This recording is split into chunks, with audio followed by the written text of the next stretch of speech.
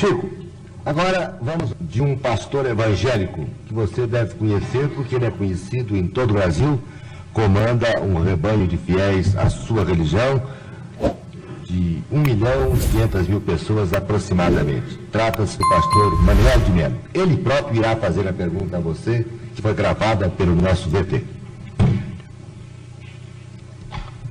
Meu caro Xavier, meus cumprimentos.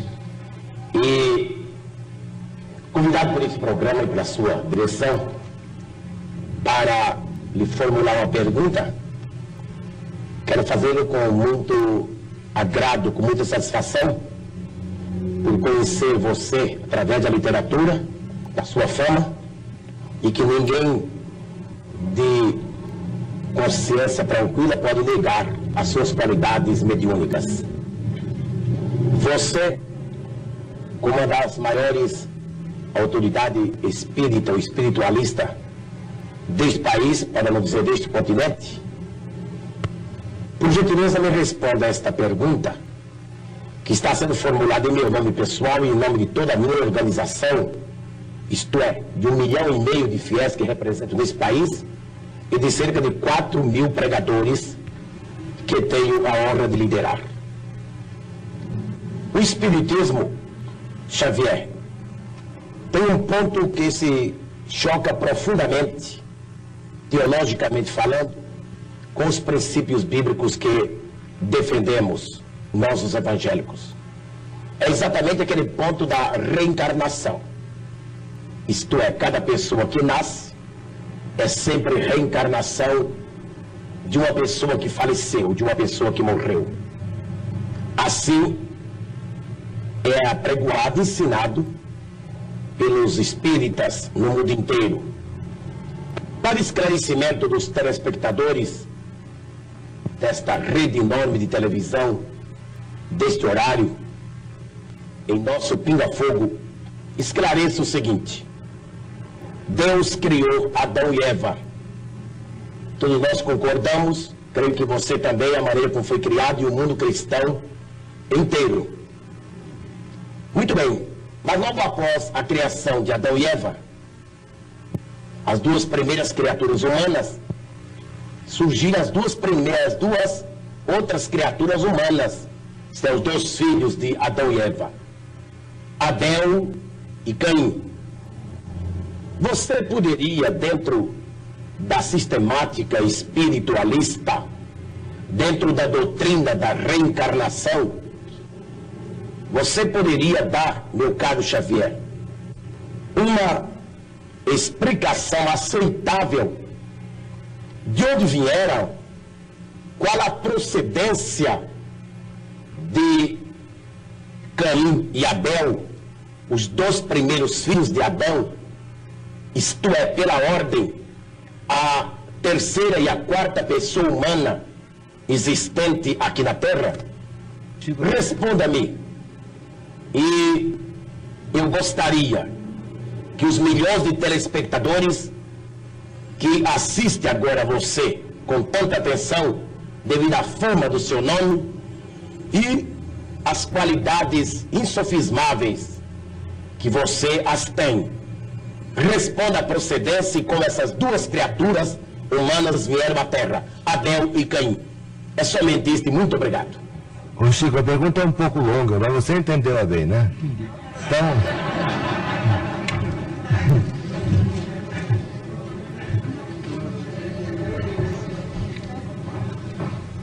A pergunta do nosso caro amigo, que nos interpela a respeito do texto bíblico, está emoldurada de tamanho carinho que inicialmente nós agradecemos esse tom de fraternidade e ternura humana com que ele emoldura a questão para se dirigir a nós.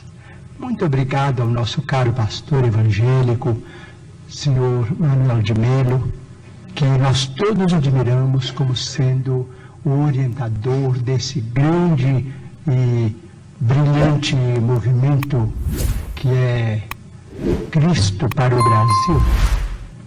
mas sem desejar fazer contra-perguntas, porque às vezes a contra-pergunta não é uma prova de consideração para quem perguntou, mas a Bíblia é o nosso livro santo, livro de todos os cristãos. Nós, os espíritas evangélicos, nos detemos no Testamento Novo para compreender a essência dos ensinamentos de nosso Senhor Jesus Cristo e daqueles que o sucederam, os apóstolos da causa evangélica.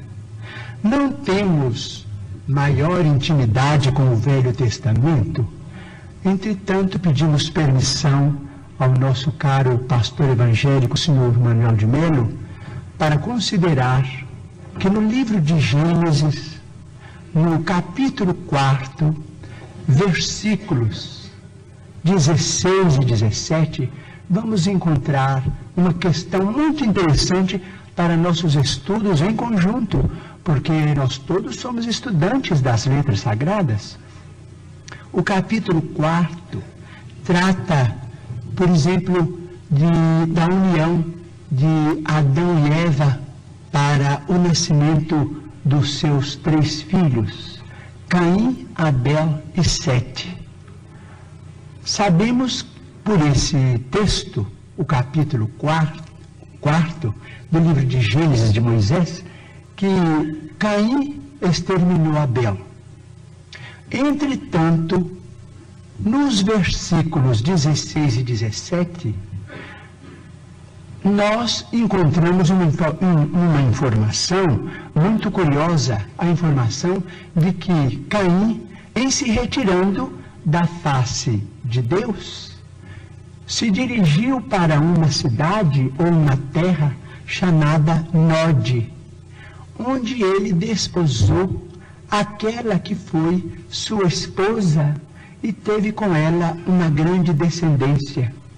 Então, estamos perguntando se determinados textos do Antigo Testamento não seriam códigos que nós precisamos estudar com mais segurança para não cairmos, por exemplo, em contradição do ponto de vista literal. Nós precisamos estudar com técnicos e pesquisadores de história, que nós os temos hoje em todas as direções.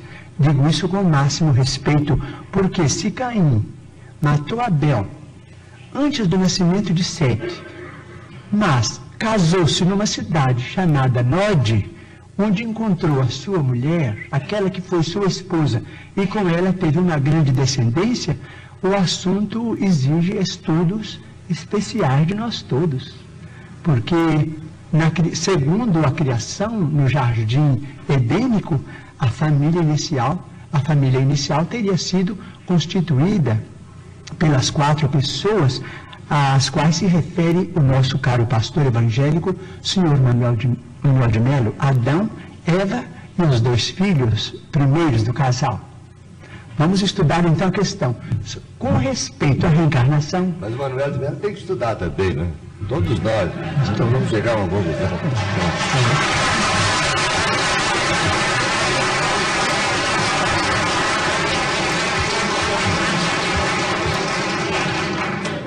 Bom, com respeito à reencarnação, posso dizer? Pode, Chico. Com respeito à reencarnação, nós, os espíritas, estamos diante de uma realidade inconteste para nós. Normalmente, na vida mediúnica, temos assistido, nestes quase 45 anos de espiritismo evangélico à luz dos princípios kardecianos, a desencarnações e reencarnações. Mas permitimos-nos também perguntar ao senhor Manuel de Melo, nosso caro pastor evangélico, senhor da pergunta, e também àqueles que fazem objeções contra os princípios da reencarnação, permitimos-nos perguntar sobre o sofrimento das crianças. Por exemplo, não vamos nos referir aos adultos, porque seria alongar muito a resposta, mas vamos pensar nas crianças. Por exemplo, nós, os espíritas, muitas vezes encontramos determinados casos de suicídio, e às vezes suicídio acompanhados de homicídio, ou às vezes apenas de homicídio. Mas vamos encontrar esses problemas do complexo de culpa levado para além desta vida, e depois esse complexo de culpa renascido com aquele que é responsável por ele através de sofrimentos que só podemos entender através da reencarnação.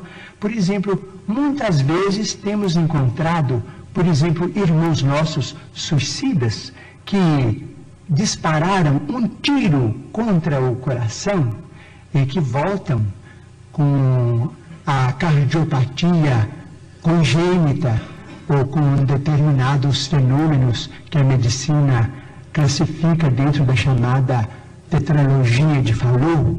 Nós vemos companheiros que quiseram morrer voluntariamente pelo enforcamento e que voltam com a paraplegia infantil, comumente chamada de enfermidade de Little. Nós vemos muitos daqueles que preferiram o veneno e que voltam com malformações congênitas, com problemas miopáticos, com o mixedema, aqueles que às vezes violentam o próprio ventre e que voltam também sofrendo as tendências e que às vezes acabam se desencarnando com o chamado infarto mesentérico. Nós vemos, por exemplo, aqueles que preferiram morrer pelo afogamento para se retirarem da vida num ato de rebeldia contra as leis de Deus. Vemos, por exemplo, aqueles que preferiram o afogamento e que voltam com o chamado enfisema pulmonar. Aqueles que dispararam tiros no próprio crânio e que voltam com tantos fenômenos dolorosos, como, por exemplo, a idiotia, a acromegalia, quando o tiro, vamos dizer, quando o projétil alcança a hipófise, porque nós estamos em nosso corpo físico subordinado ao nosso corpo espiritual.